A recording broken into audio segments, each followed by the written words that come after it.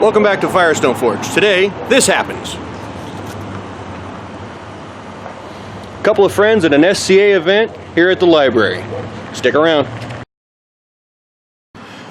So right now we're making a fork. We've got this piece of bar stock, flattened out one end, cut it. Now we're going to work on the tines. My friend Thomas is forging. First time. So I directed Thomas to do a convenience bend to move the one tine out of the way so that way he could effectively work on one tine, clean it up, get it the shape that he wanted.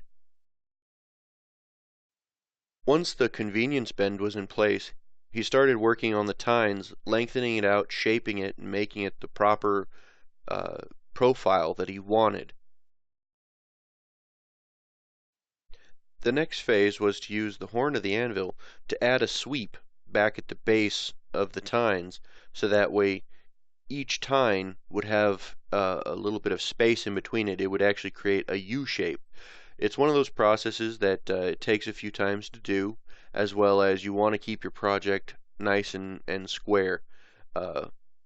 Honestly, for being a first-time smith, Thomas did a very good job. One of the most important things is to keep everything that needs to be square and keep all the tines straightened out.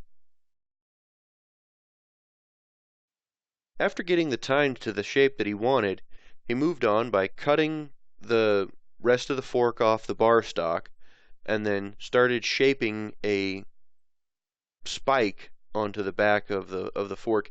You can actually use it as a secondary eating utensil. A lot of times people would do that for meats. Makes it an interesting piece too.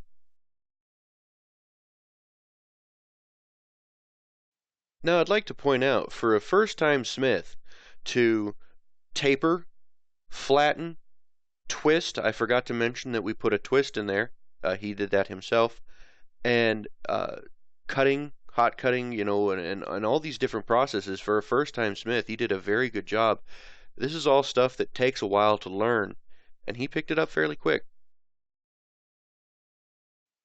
The day was coming to a close, so he asked if I could finish it off real quick. I just finished off the last little bit of the tapering there. He was already almost there. And then I just used a jeweler's file to clean up the tines so that way it was serviceable.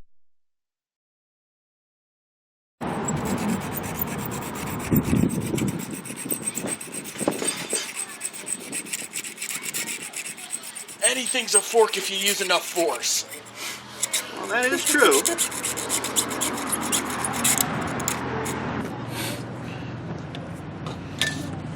My first project ever. I did 85-90% of the work. Yep.